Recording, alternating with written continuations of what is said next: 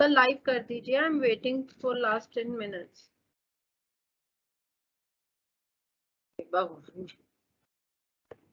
वो audio call का wait कर रहे हैं.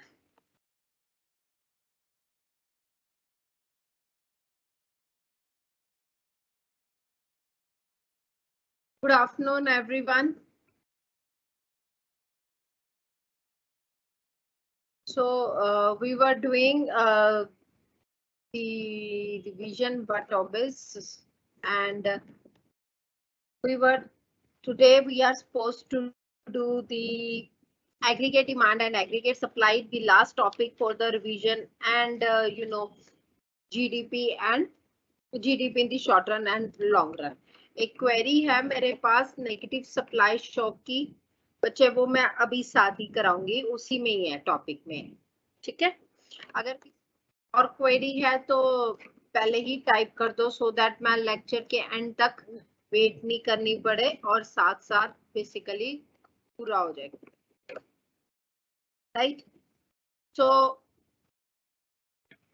एनी चेंज, आप सबको पता है कि गुड्स मार्केट क्या है. गुड्स मार्केट जहां पे एग्रीगेट डिमांड एग्रीगेट एक्सपेंडिचर के इक्वल है.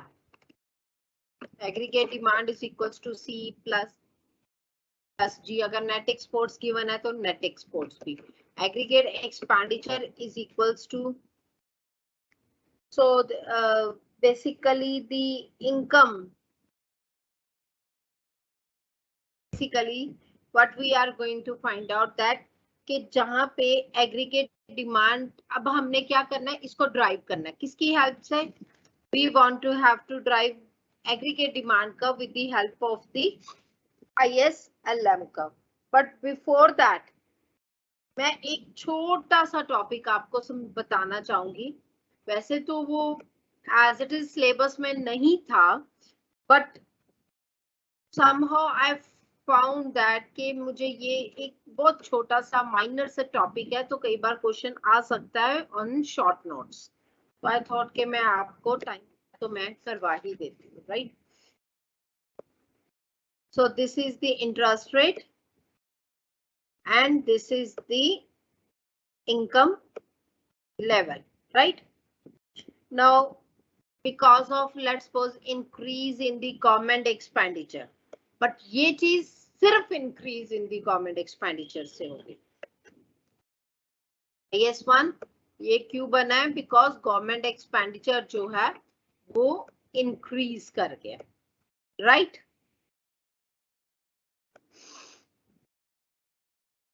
So now the new point, अगर हम इसी इंटरेस्ट रेट पे रहते हैं तो व्हाट विल बी दी, अगर पूरा गवर्नमेंट एक्सपेंडिचर मल्टीप्लायर वर्क करे तो that means the economy have to move from point E to point E1.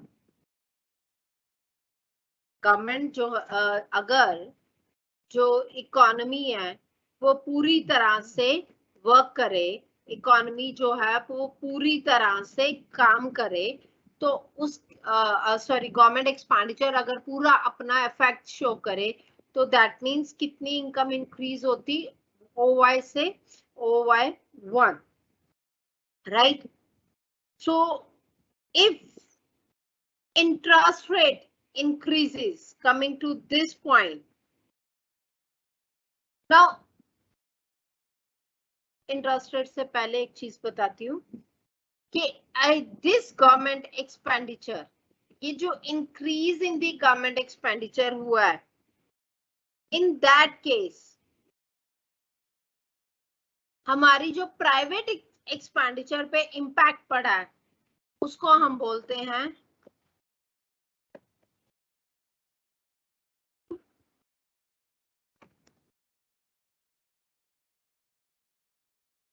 it occurs mainly because of the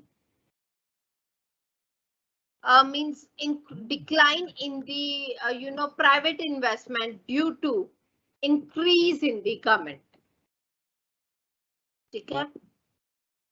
अगर इकोनॉमी अनएम्प्लॉयड रिसोर्सेज हैं, economy is not working at the full employment of resources, उस case में तो हमारा crowding out effect नहीं आता। But crowding out effect तब आता है जब अगर इकोनॉमी जो है फुल एम्प्लॉयमेंट लेवल पे काम नहीं कर रही होती। Fine, so that means point ई से E1 की तरफ शिफ्ट, बट हमारा ये पूरा एक्सपेंडिचर जो है वो वर्क नहीं करता। ये है मेरा, because this will increase the interest rate, private investment discourages, and there will be crowding out effect in the economy. This is your crowding out effect in the economy. Actually government expenditure इतना work करना चाहिए था, but वो सिर्फ इतना उसने work किया। The difference is crowding. I hope it's clear.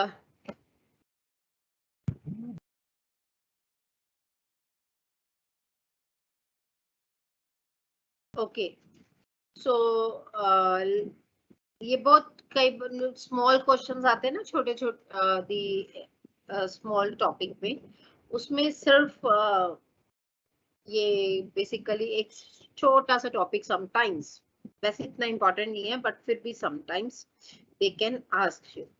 Now coming towards the aggregate demand and aggregate supply. ठीक है, नाउ क्लासिकल्स कहते, नॉर्मली हमें पता है कि जो एग्रीगेट सप्लाई है वो क्या है कि जी वो इंक्रीज करती है, बट क्लासिकल्स कहते हैं कि जो फुल एम्प्लॉयमेंट लेवल है उस पे हमारी एग्रीगेट सप्लाई जो है पैरेलल टू वाई एक्सिस होती है। केन्स कहता है जो इनिशियल स्टेजेस ऑफ बेसिकली हमारी इक्विलिब्रियम के होते हैं, इनिशियल स्टेजेस ऑफ इकोनॉमी, उसमें अगर जैसे जैसे प्रोडक्शन इंक्रीज करते हैं तो प्राइसेस इंक्रीज नहीं होते, but in the middle range it affects.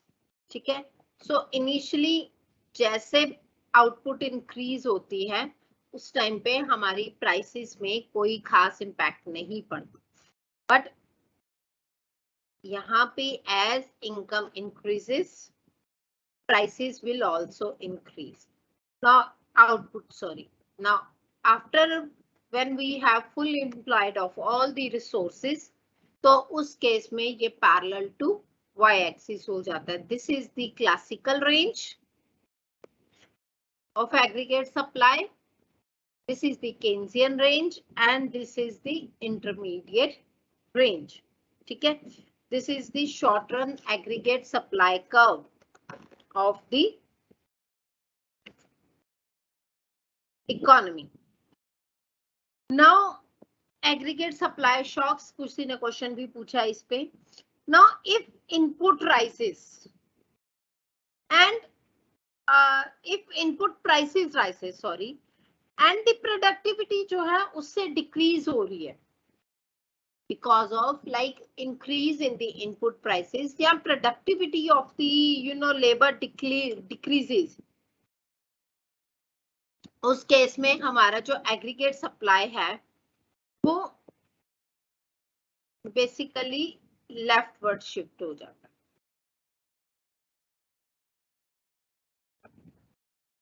मैं सिर्फ अपवर्ड स्लोपिंग पार्ट ही बनाऊंगी लाइक दिस, उस केस में ये लेफ्टवर्ड शिफ्ट हो गया। ये क्यों शिफ्ट हुआ? Because of increase in input prices और डिक्लाइन इन लेबर प्रोडक्टिविटी, इन दोनों की वजह से, right. And aggregate supply curve, इसको हम बोलते हैं इसको हम बोलते हैं नेगेटिव इकोनॉमिक शॉक्स।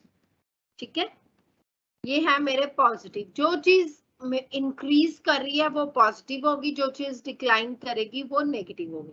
अब ये क्यों शिफ्ट हुआ है? बिल्कुल इसका ऑपोजिट। यहाँ पे इंक्रीज इन इनपुट प्राइसेस है, यहाँ पे decline in input prices. Increase in the labour productivity, decline in the labour productivity.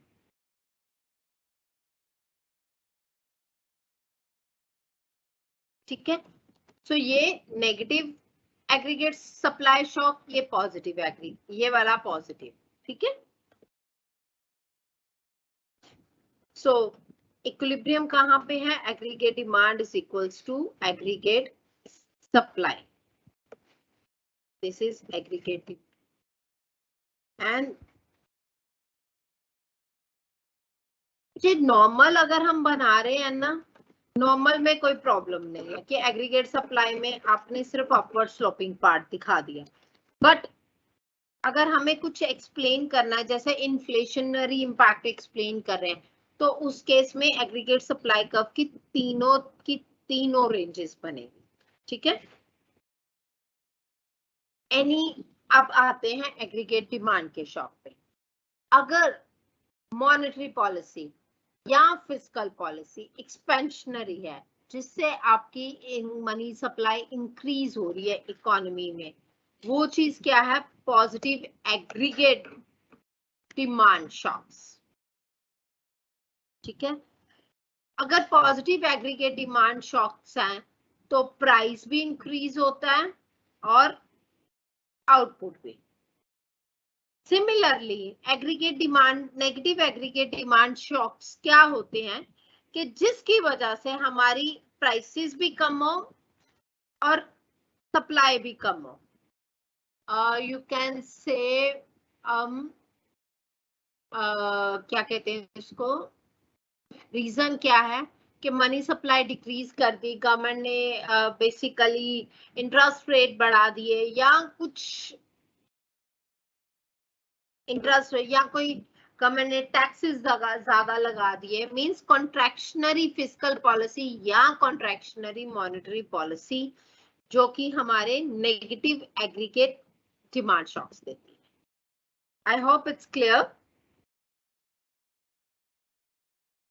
पूरा इम्पैक्ट मल्टीप्लायर का या मॉनेटरी पॉलिसी का किस रेंज में देखो, ये देखो इस range, this is my aggregate supply. ठीक है, अगर एग्रीगेट डिमांड का चेंज होता है, इंक्रीज होता है, बट इकोनॉमी जो है ये वाली रेंज में है, केन्जियन रेंज में, उस केस में प्राइसेस पे कोई इम्पैक्ट नहीं पड़ेगा। ठीक है, इस केस में प्राइसेस पे इम्पैक्ट नहीं पड़ेगा, मतलब कि जो फिस्कल पॉलिसी है वो अपना पूरे लेवल पे काम करेगी, बट इस रेंज में मॉनेटरी पॉलिसी जो है वो बिल्कुल भी वर्क नहीं करती। अगर एग्रीगेट सप्लाई इस रेंज, सॉरी एग्रीगेट डिमांड इस वाली रेंज में इंक्रीज होता है तो प्राइसेस भी इंक्रीज होंगे, आउटपुट भी। बट अगर यहाँ पे एग्रीगेट डिमांड इंक्रीज करता है तो ओनली प्राइसेस इंक्रीज होंगे, डिमांड बिल्कुल भी चेंज नहीं होगी। राइट, तो इस केस में फिस्कल पॉलिसी जो है वो टोटली जो है वो इनअफेक्टिव हो जाती है, इसमें मॉनेटरी पॉलिसी पूरी तरह से अफेक्ट करती है। In the long run, more or less short supply curve is parallel, more or less long runs, क्योंकि जो जीडीपी है वो फुल, क्लासिकल क्या कहते हैं कि जो इकोनॉमी है वो फुल एम्प्लॉयमेंट लेवल पे काम करती है। ठीक है, तो लॉन्ग रन में अगर हमारी इकोनॉमी फुल एम्प्लॉयमेंट लेवल पे काम करती है, then long run aggregate supply curve is parallel to y axis। ठीक है, अब एग्रीगेट डिमांड एग्रीगेट सप्लाई पे डिपेंड करता है कि हमारी जीडीपी फुल लेवल पे है, रिसेशनरी गैप पे है, या फिर इन्फ्लेशनरी गैप पे। फॉर एग्जाम्पल, अगर एग्रीगेट डिमांड कर्व ये है and aggregate short run aggregate supply curve ये है,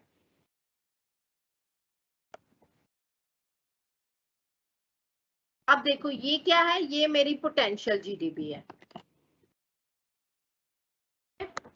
अब ये मेरी एक्चुअल जीडीपी है। The gap between actual and potential is GDP gap.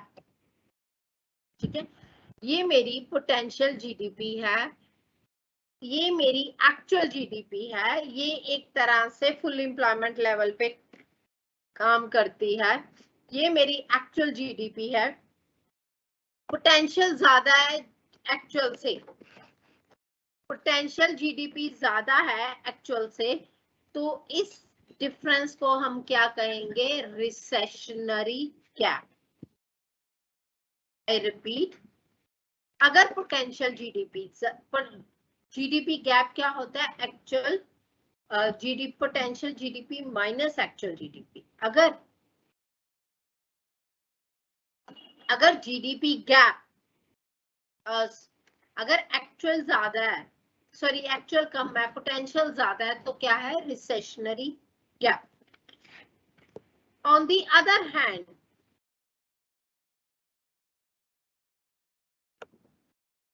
अगर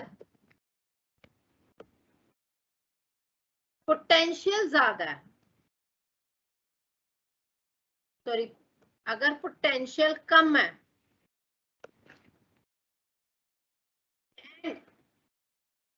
एक्चुअल ज्यादा है मेरे पास इन्फ्लेशनरी गैप, मींस ये इकोनॉमी में इन्फ्लेशन को इंक्रीज करेगा।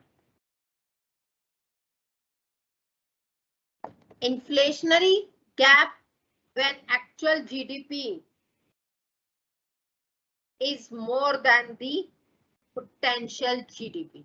Recessionary gap if actual GDP is less than the potential GDP.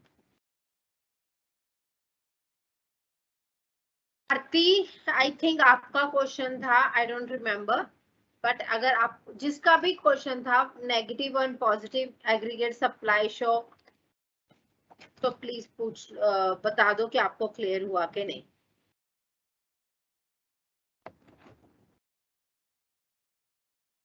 बेटे क्वेश्चन तो सीधे ही आएंगे, डायग्राम बनानी कि नहीं बनानी ये आपको डिसाइड करना। मैंने आपको कुछ क्वेश्चंस बताए थे, अभी भी बताने ही लगी हूँ कुछ क्वेश्चंस इस चैप्टर में से, जैसे कि one question can B difference between inflationary output gap and deflationary output gap. ठीक है, अभी ऑटोमेटिक एडजस्टमेंट्स मैंने बतानी है। Difference between inflationary output gap and deflationary output gap. ठीक है, ये क्वेश्चन हो गया। अब इसमें आपको पता है कि इन्फ्लेशनरी आउटपुट गैप क्या है, कि जब पोटेंशियल जीडीपी जो है वो कम है एक्चुअल जीडीपी से, और डिफ्लेशनरी क्या है, जब एक्चुअल जीडीपी ज्यादा है कम है पोटेंशियल जीडीपी से। ठीक है, तो आप दोनों की डायग्राम से एक्सप्लेन करोगे ना, थ्योरेटिकली भी एक्सप्लेन होगा, प्रैक्टिकली भी एक्सप्लेन होगा। अब जैसे एक और क्वेश्चन है, what is aggregate demand shock, ये ऑब्वियसली डायग्राम के बिना कैसे समझाओगे। How does it affect the GDP and price level. अब मैंने जैसे 3 स्टेजेस में बताया कि क्लासिकल रेंज में एग्रीगेट डिमांड शॉक से क्या इम्पैक्ट पड़ता है, इंटरमीडिएट में क्या पड़ता है, और फुल एम्प्लॉयमेंट लेवल पे क्या पड़ता है, तो ये चीज आप सारी बताओगे, और ये definitely with the help of diagram ही बताया जाएगा ना बच्चे। मींस क्वेश्चन डायग्राम से नहीं पूछे जाएंगे, क्वेश्चन जर्नल पूछे जाएंगे, उसमें डायग्राम बनानी नहीं बनानी that you have to decide. ठीक है, now the other question can be how automatic adjustments, ये जो इन्फ्लेशनरी गैप है डिफ्लेशनरी गैप है, ये इसको रिड्यूस कर देती है। मैं एक कराऊंगी इन दैट केस उसके अलावा अगर किसी को कुछ पूछना है तो टिल द टाइम अपने क्वेश्चंस जो है वो पूछ सकते हो, अदरवाइज मैं कुछ क्वेश्चंस ही डिस्कस करूंगी।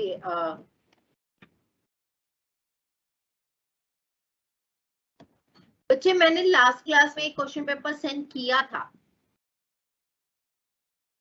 और क्वेश्चन पेपर्स अभी मेरे पास भी अवेलेबल नहीं है। मैं I try from the college library, but इससे ज्यादा मेरे पास अभी अवेलेबल नहीं है क्वेश्चन पेपर। एक क्वेश्चन पेपर मैंने जो पुराना वाला था मैंने आपको इसी क्लास में यहीं पे शेयर किया था। मैं चेक करती हूँ अगर if I can if it's still available with me then I'll send it to you.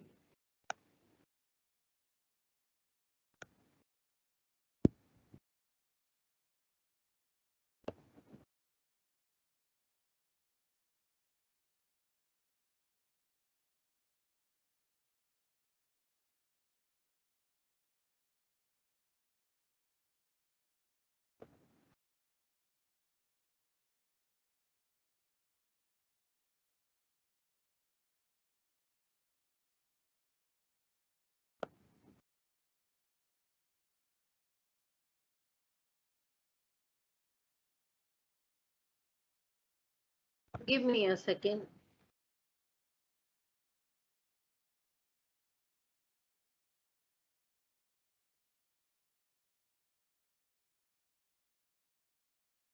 Let me just check it out, okay, whether I'm downloading the same question paper. Yes.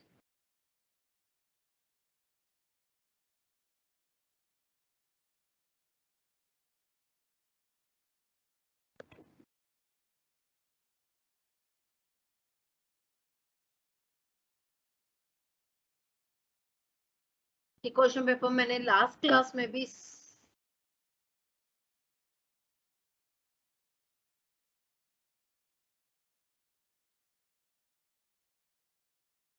और chat box में check कीजिए, आपको question paper अभी मिल जाएगा, upload हो रहा है। ठीक है, it can take 1 or 2 minutes. Done, I guess.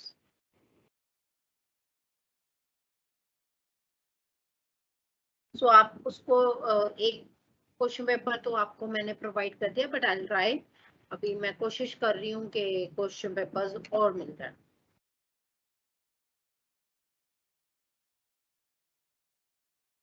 बच्चे ग्रुप में नहीं, चैट बॉक्स में देखिए।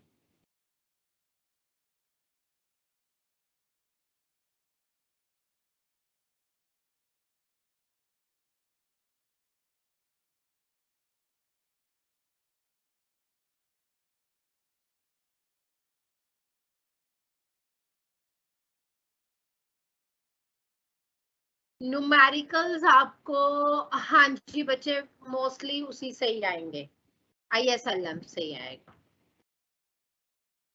लिंक नहीं है बच्चे, मैंने तो क्वेश्चन पेपर दिया है प्रॉपर डाउनलोड करके, तो वो लिंक तो नहीं है,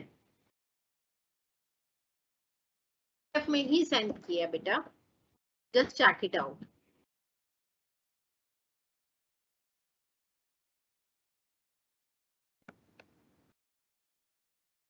तनु, आई गेस आपने मुझे शायद मेल भी किया था समहाउ, मैं नहीं रिप्लाई कर पाई, I am really sorry for that,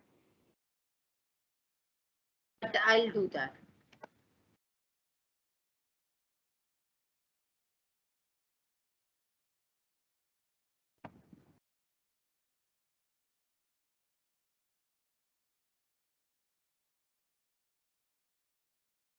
बच्चे पेजेस आप लिखोगे 4 to 5, बट मैक्स पेजेस से ज्यादा आप क्वालिटी पे भी ध्यान दोगे, ऑलमोस्ट हर चीज आपको you have to mention.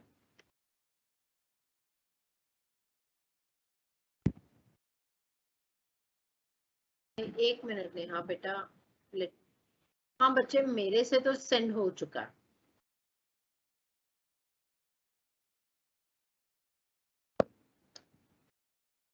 Okay, तो सेंड हो चुका है, यहाँ पे नहीं आएगा।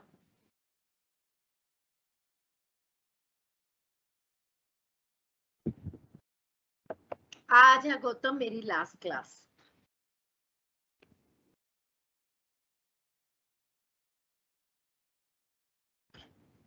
एंड यू नो आज की क्लास मुझे अंश ने याद कराई। आई वॉज लाइक मेरे बिल्कुल माइंड में ही नहीं थी क्लास।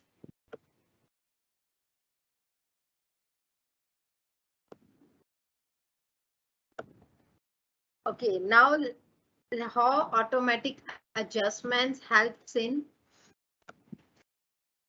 मैंने आपको ऑलमोस्ट सारे टॉपिक्स एक बार रिवाइज करवा दिए, तो बटे अब तो आप अच्छे से पढ़ाई कर लेना प्लीज एग्जाम्स के लिए।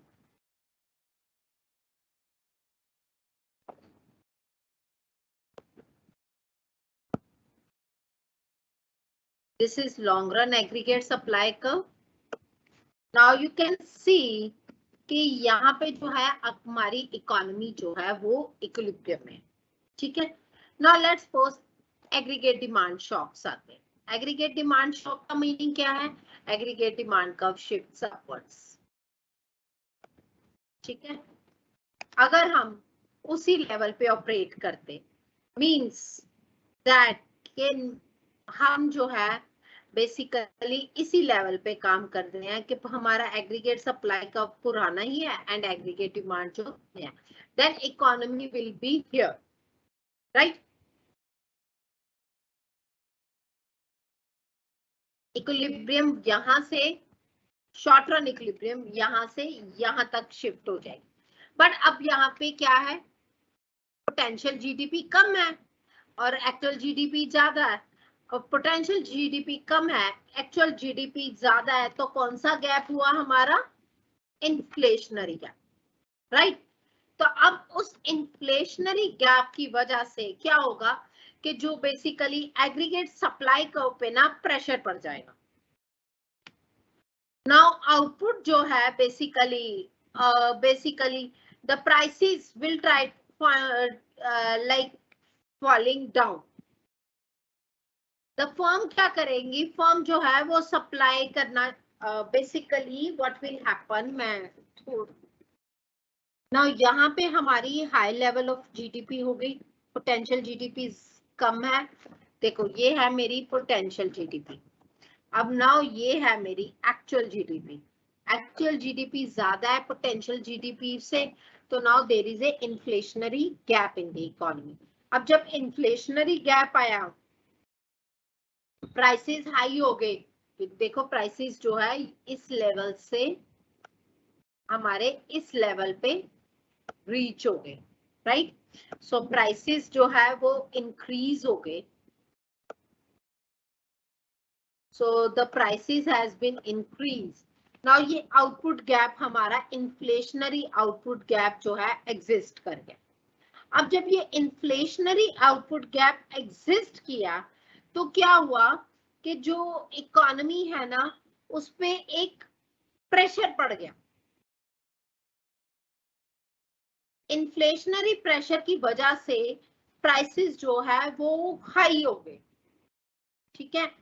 एंड जो इन्फ्लेशनरी प्रेशर की वजह से प्राइसेस जो हैं वो हाई हो गए एंड हमारी जो न्यू इक्विलिब्रियम आएगी वो आएगी एट हाई प्राइसेस पे and with the high level of the actual potential level of. ये होता कैसे है? देखो बहुत सिंपल चीज है। इक्विलिब्रियम में है economy, economy is in the equilibrium, ठीक है। जब इकोनॉमी इक्विलिब्रियम में है तो वो क्या कर रही है? अपनी पूरी पोटेंशियल लेवल पे काम कर रही है, ठीक है। अब जब इकोनॉमी अपनी पोटेंशियल लेवल पे काम कर रही है तो उससे क्या हुआ कि इन्फ्लेशन जो है एग्रीगेट डिमांड शॉक आए। एग्रीगेट डिमांड शॉक आने की वजह से इन्फ्लेशनरी गैप आ, ठीक है, क्योंकि डिमांड ज्यादा होगी सप्लाई कम होगी। सो इस पे क्या इम्पैक्ट पड़ा? इससे ये इम्पैक्ट पड़ा कि जो हमारी मॉनेटरी एंड फिस्कल पॉलिसी है ना वो कॉन्ट्रैक्शनरी होगी, ठीक है। अब वो कॉन्ट्रैक्शनरी होगी मतलब आपसे इन्फ्लेशनरी इम्पैक्ट जो है वो कंट्रैक्शनरी कर दी उसने। अब उसकी वजह से क्या हुआ, आउटपुट जो है वो डिक्लाइन होगी, शॉर्ट रन सप्लाई कर्व जो है वो शिफ्ट हो गया अपवर्ड्स। तो अल्टीमेटली जो मेरे पोटेंशियल एक्चुअल जीडीपी थी ना, वो किसके इक्वल आ गई, पोटेंशियल जीडीपी के। एंड बिल्कुल ऑपोजिट अगर हैपन है जब एग्रीगेट डिमांड शॉक नेगेटिव होती है। ठीक है, hope it's clear.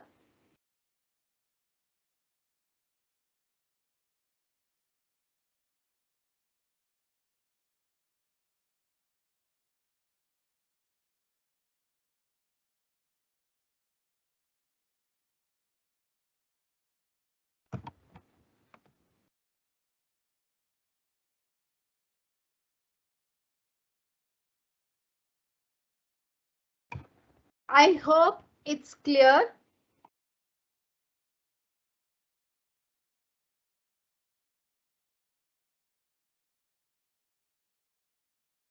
And there is एक क्वेरी मेरे पास आज है फिलिप्स कर्व की।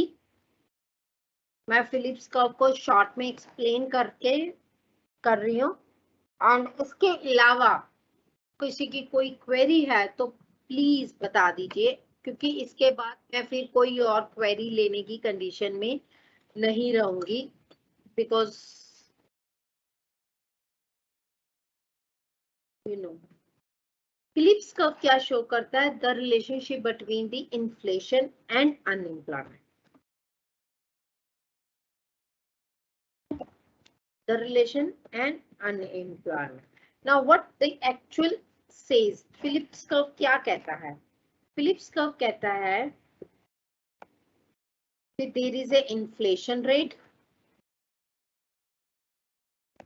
and there is a unemployment rate, right? There is a inflation rate and there is a unemployment rate. Now Phillips curve कहता है कि जैसे जैसे inflation कम होता है, means the inflation start declining.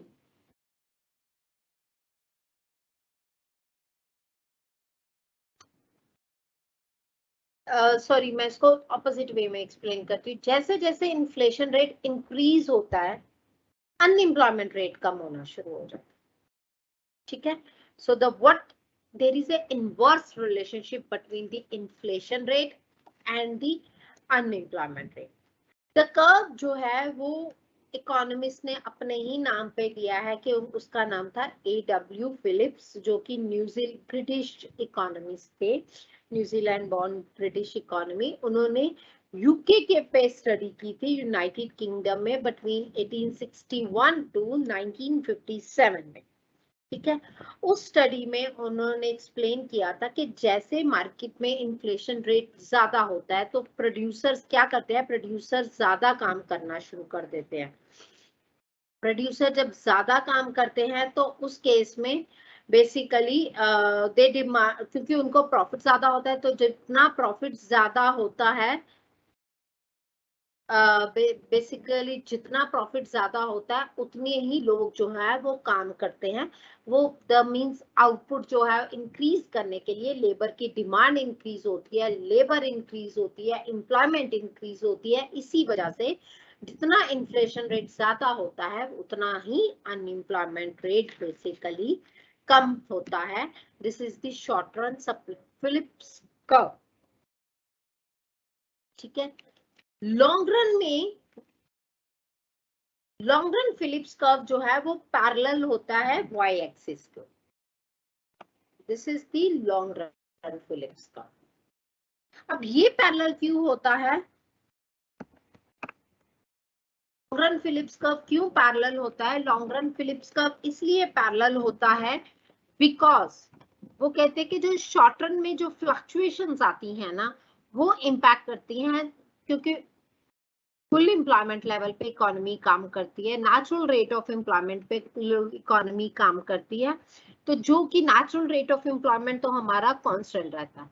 तो जैसे हमारा employment structure inflation rate change होता है तो उसके बाद हमारा ये जो फिलिप्स कर्व है ना, वो ऊपर की तरफ जरूर शिफ्ट कर सकता है। इन्फ्लेशनरी इम्पैक्ट आता है इकोनॉमी में, बट एम्प्लॉयमेंट जो है वो नेचुरल लेवल पे रहती है, मींस फुल एम्प्लॉयमेंट लेवल पे रहती है। वंस अगर फुल एम्प्लॉयमेंट लेवल पे पहुंच गई तो वो फिर हार्डली चेंज होती है बेसिकली, क्योंकि हम एम्प्लॉयमेंट तो इसके ज्यादा इंक्रीज नहीं कर सकते। I hope you got it which Phillips curve जिसकी भी क्वेरी थी। कोई बात नहीं स्वाति, मैं ये ग्रुप में भी शेयर कर दूंगी, मुझे नहीं पता बट जैसे इसके चैट बॉक्स में शेयर कर दो तो आपके साथ हो जाता है share.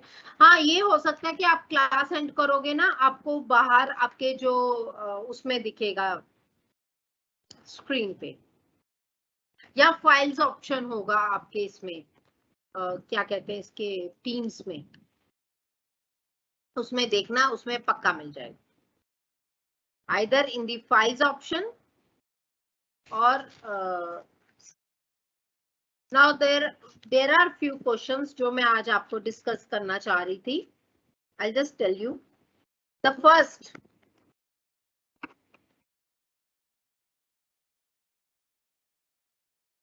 explain why aggregate supply curve is vertical। Vertical का मतलब क्या हो गया, पैरेलल टू वाई एक्सिस। अब वो क्यों होता है, because of the Keynesian range के फुल एम्प्लॉयमेंट लेवल के बाद हमारी आउटपुट जो है वो इंक्रीज नहीं हो सकती। What is the mechanism that ensures full employment in the classical analysis? I repeat, explain why aggregate supply curve is vertical and what is the mechanism which ensures the continuous full employment level in the classical analysis. Means classical analysis में हम full employment level पे कैसे पहुंच सकते हैं। अब Keynesian range नहीं, classical range थी, मैंने शायद आपको केन्जियन रेंज बोल दिया है, मुझे ध्यान नहीं है, प्लीज करेक्ट इफ मैंने केन्जियन रेंज बोल दिया, क्योंकि वर्टिकल क्लासिकल है, फुल एम्प्लॉयमेंट लेवल वाली हॉरिजॉन्टल केन्जियन है, जहां पे economy moves at the start. ठीक है, सो कैसे इंश्योर करती है फुल एम्प्लॉयमेंट पे, that means with the increase in the aggregate demand हम इकोनॉमी को अनएम्प्लॉयमेंट लेवल से फुल एम्प्लॉयमेंट लेवल पे ले आते। ठीक है, now the question can be distinguish between the Keynesian aggregate supply curve and the classical. अब केन्जियन रेंज तो आपको पता ही है हॉरिजॉन्टल है, क्लासिकल रेंज भी पता है वर्टिकल है, दोनों का डिफरेंस है, economy starting level of equilibrium पे है, वो economy full employment level of equilibrium पे है, उसमें मॉनेटरी पॉलिसी अफेक्ट नहीं करती, उसमें फिस्कल पॉलिसी जो है वो अफेक्ट नहीं करती। That's you have to explain over here. Okay, then aggregate demand and aggregate supply shocks, ये आप एक्सप्लेन कर सकते हो, and what is the difference between aggregate demand aggregate supply shock, ये सिंपल क्वेश्चंस रहेंगे आपके। आई होप जो है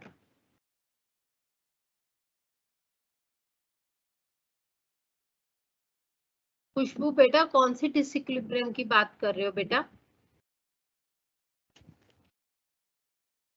ये फिलिप्स का वाली, मुझे please. So what is the importance of prices, मैं सारे चैप्टर्स के कुछ इंपॉर्टेंट क्वेश्चंस बता रही हूँ, इनमें से कोई भी एक क्वेश्चन मतलब देखो सिंपल आपको बताती हूँ एक चीज, आपका जो सिलेबस है उसमें कोर्स आउटलाइन में यू हैव कुछ tips, ISLM curve, aggregate demand, aggregate supply curve, inflation, unemployment, balance of payment and exchange, ISLM curve and GDP in the short run and long run, ये दो topics ऐसे हैं जिसमें से आप 3 से 4 क्वेश्चन एक्सपेक्ट कर सकते हैं, ठीक है। 3 to 4 question can be asked from first 2 unit and one question from the Phillips curve and the balance of payment minimum, क्योंकि 8 क्वेश्चंस होंगे जिसमें से 5 अटेम्प्ट करने हैं, तो आप लगा लो you can say like this के 8 क्वेश्चंस आए जिसमें से 5 अटेम्प्ट करने हैं, तो यू हैव 4 यूनिट्स। तो मिनिमम अगर मैं ऑन एन एवरेज देखूं तो 2 क्वेश्चन पर यूनिट हो सकते हैं, बट मोस्ट इंपॉर्टेंट चैप्टर्स जो हैं वो ISLF and GDP in the short run long run है, इसीलिए मैंने उनको एंड पे डिस्कस किया था दोबारा, ठीक है। ये 2 चैप्टर्स आप बिल्कुल नहीं छोड़ोगे। आई होप मैंने न्यूमेरिकल भी आपको बहुत अच्छे से कराया था ISLM का, एंड उसका न्यूमेरिकल आने के बहुत ज्यादा चांसेस हैं, ठीक है। तो आप प्लीज न्यूमेरिकल के साथ करना।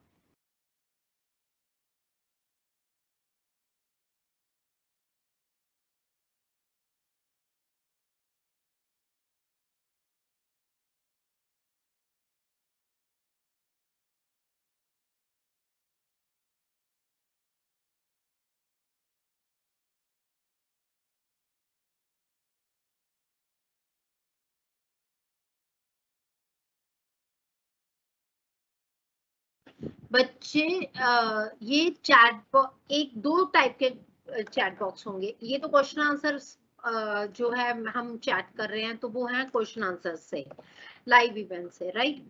एक आपका टीम्स में ना चैट बॉक्स करके एक ऑप्शन होगा।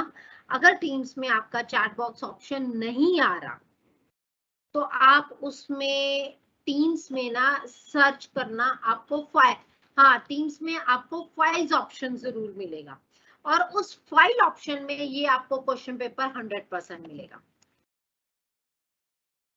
राइट। उसमें ये क्वेश्चन पेपर है, ओके। आप उसमें अगर देखोगे तो आपको ये क्वेश्चन पेपर जो है वो अवेलेबल होगा। मैं मोबाइल से चेक कर देती हूँ, क्योंकि मोबाइल में हमारा ये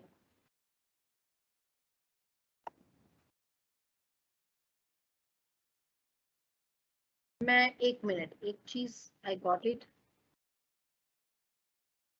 मैं आपको कुछ शेयर कर रही हूँ।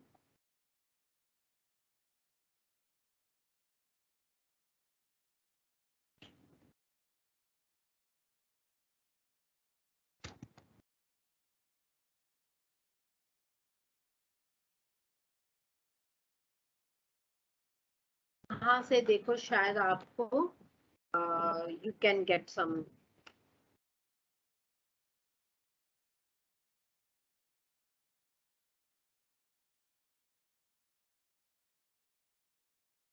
एक मिनट,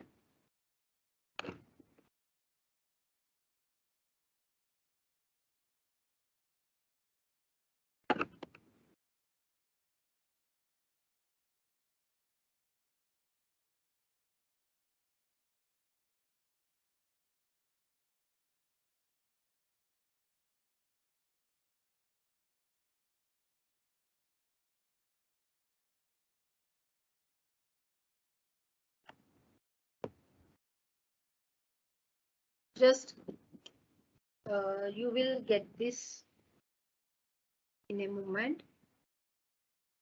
हाँ हाँ, सॉरी गाइस, मुझे उसमें वो नहीं आ रहा करना,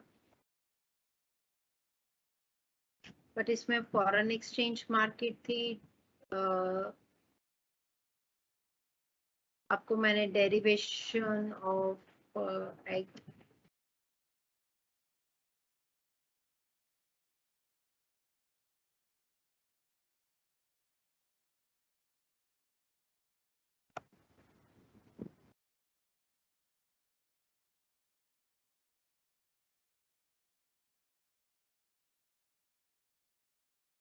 नहीं, ये ISLM curve, sorry, now I got ISLM curve,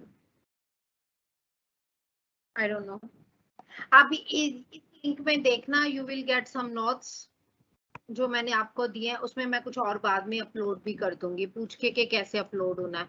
मैं थोड़ा सा भूल गई हूँ, मींस लॉस्ट माय, एक्चुअली वो क्या कहते हैं, पासवर्ड, तो मैं उनसे पूछ के तो मैं इसमें अपलोड कर दूंगी, राइट। बट इसमें फाइल्स ऑप्शंस में पक्का होगा।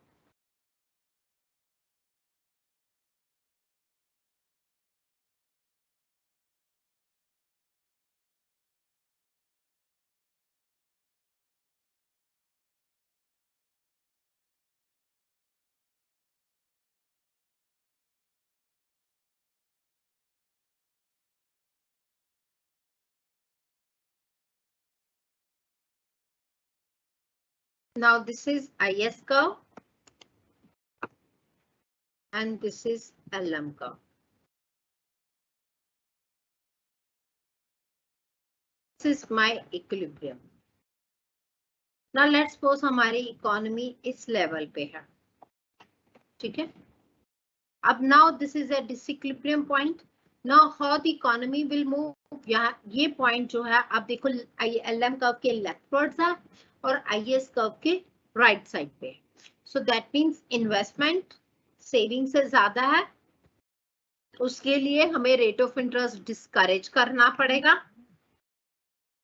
एंड डिमांड फॉर मनी जो है वो ज्यादा है सप्लाई ऑफ मनी से,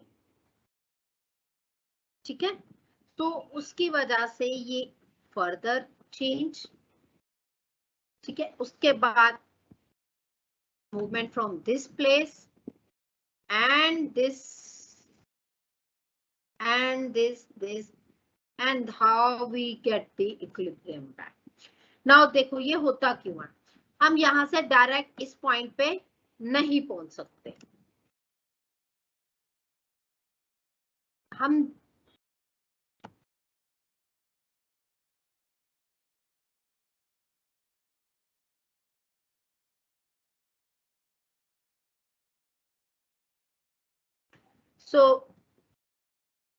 हम इकोनॉमी की इस लेवल की मूवमेंट पे हैं, राइट। यहाँ पे हैं हम इकोनॉमी के। अब यहाँ से हमें यहाँ पॉइंट पे आना है, हम डायरेक्टली नहीं आ सकते, क्योंकि देखो अगर मैं यहाँ से यहाँ तो आ गई, बट यहाँ पे गुड्स मार्केट इक्विलिब्रियम में, मनी मार्केट इक्विलिब्रियम में नहीं है, क्योंकि एक भी मार्केट अगर इक्विलिब्रियम से डिसइक्विलिब्रियम की तरफ आती है तो इन दैट केस हमारी जो इम्पैक्ट है वो इकोनॉमी में पड़ेगा, ठीक है। अब यहाँ पे देखो ये लेफ्टवर्ड शिफ्ट है, तो यहाँ पे हमें डिमांड फॉर मनी इंक्रीज करनी है। अब डिमांड फॉर मनी इंक्रीज करने के लिए what we have to do is that we have to increase the, basically we have to decline the interest rate. हमें एक्चुअल में लोगों के हाथ में मनी डिमांड जो है वो मतलब इंक्रीज करनी है, तो जितनी मनी डिमांड इंक्रीज करनी है उतना क्या करना पड़ेगा, हमें उनको इंटरेस्ट रेट को कम करना पड़ेगा, ठीक है। अब हम यहाँ पे आ गए, ठीक है, LM कर्व की। अब जब हम LM कर्व पे पहुंचे, नाउ अब मुझे क्या करना है, मुझे अगेन इंक्रीज करना। अब यहाँ पे डिसइक्विलिब्रियम है IS कर्व की, अब ये भी लेफ्ट, अभी राइट लेफ्ट साइड पे है, सेविंग्स ज्यादा है, तो मुझे सेविंग्स को इनकरेज करना है, एंड देन इन सेविंग्स को इनकरेज करेंगे, एंड जब सेविंग्स को इनकरेज करेंगे तो रेट ऑफ इंटरेस्ट बढ़ेगा, राइट। अब जब रेट ऑफ इंटरेस्ट बढ़ेगा तो हम यहाँ पे मूव करते जाएंगे, ठीक है। अब यहाँ पे क्या हो गया, फिर से IS कर्व की हम लेफ्टवर्ड राइटवर्ड शिफ्ट पे आ गए।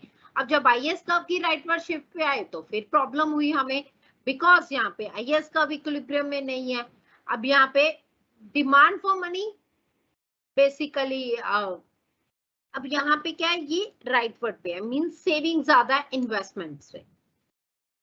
अब हमें सेविंग डिस्करेज करने, इन्वेस्टमेंट इंक्रीज करनी है, देन रेट ऑफ इंटरेस्ट फिर से कम होगा। So this process will goes on. जितने भी इस साइड पॉइंट्स होते हैं आईएस कर्व्स में, उसमें सेविंग्स ज्यादा होती है इन्वेस्टमेंट से, राइट? और जितने भी लेफ्टवर्ड पॉइंट्स होते हैं उसमें सेविंग्स जो है वो कम होती है आईएस से।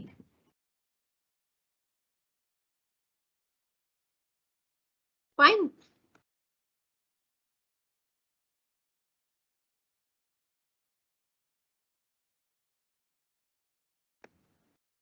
सो द अल्टीमेटली हमारी पोजीशन कहां से इक्विलिब्रियम में बनेगी, बिकॉज साइमल्टेनियस इक्विलिब्रियम चाहिए हमें, जिसके लिए हमें we have to work a lot towards the economy की इक्विलिब्रियम के लिए।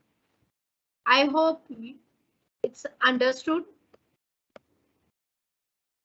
और एलएम कर्व की लेफ्टवर्ड्स आते हैं, मींस जितने भी पॉइंट्स एलएम कर्व के नीचे की तरफ होते हैं उसमें क्या होता है, डिमांड फॉर मनी जो है अफेक्ट ज्यादा होती है सप्लाई ऑफ मनी से, इसीलिए जो है इंटरेस्ट रेट जो है वो इंक्रीज करते हैं। ठीक है। सो समटाइम्स क्या होता है, इकोनॉमी, अगर मैं इकोनॉमी की इक्विलिब्रियम देखूं, 4 क्वाड्रेंट्स हैं, ये आईएस कर्व एंड ये एलएम कर्व। ठीक है।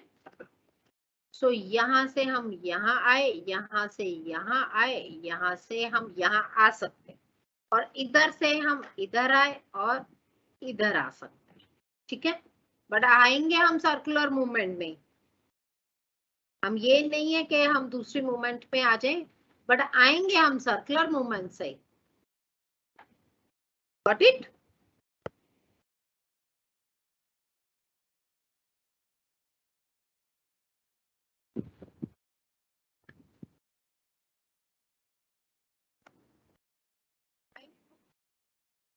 मैंने बहुत शॉर्ट में समझाया बच्चे, because of the shortage of time.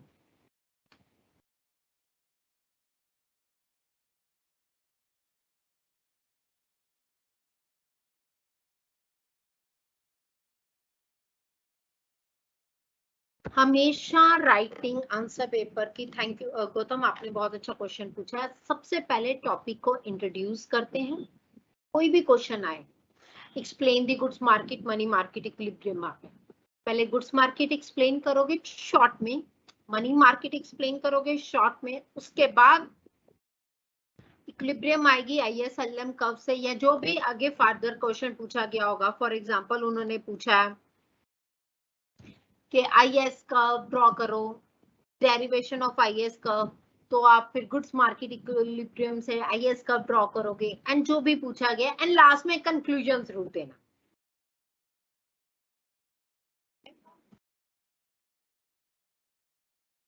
You got the answer?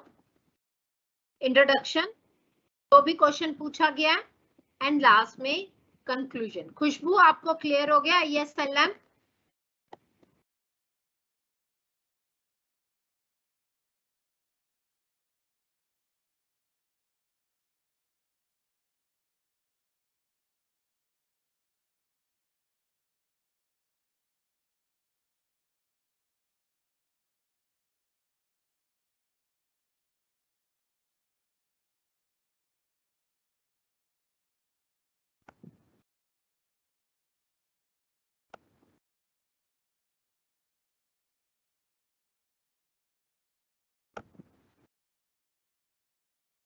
I hope you guys understood.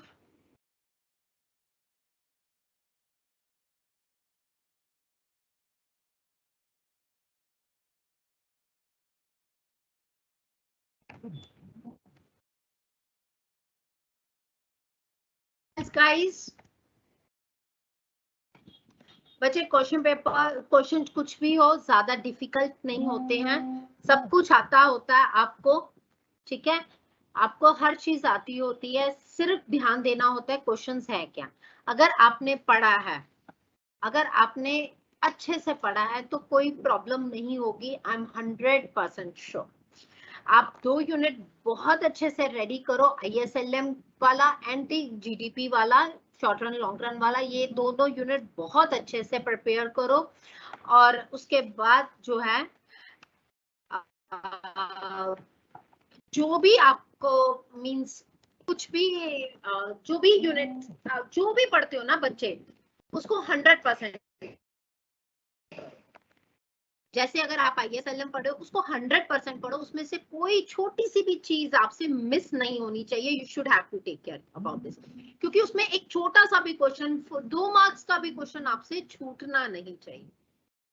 ठीक है, आप बहुत अच्छे से पढ़ो। आप कभी भी जो किसी को कुछ पूछना हो तो पर्सन कैन आस्क मी।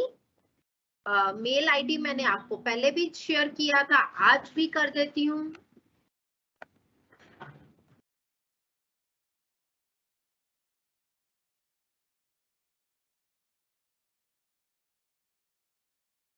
काफी हद तक स्टूडेंट्स के पास मेरा नंबर भी है, ठीक है, सो दे कैन कॉन्टेक्ट मी। आते भी मैसेज, सॉरी कई बार मैं लेट रिप्लाई करती हूँ, some of because of my personal emergencies, and but still I used to try to reply ASAP। But बच्चे को एक बार मुझे ना अपने पेपर की डेट भी बता देना। मैं आई रिक्वेस्ट अंश को बोलूंगी एक बार मुझे पेपर की डेट भी बता देना, ठीक है, क्योंकि उसके आसपास आई ट्राई कि मैं मींस आपकी इमीडिएट क्वेरी का रिप्लाई कर पाऊँ, ठीक है।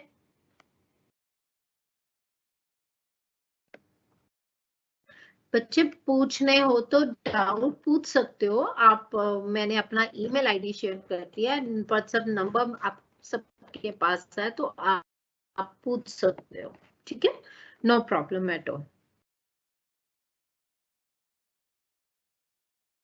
आई hope you guys are having my number. Anyways otherwise आप मेल कर सकते हो। Okay guys then,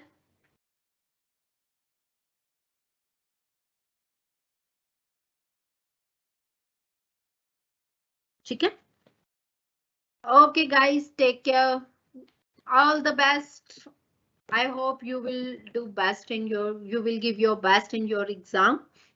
Bye guys, take care. 15 जून को है।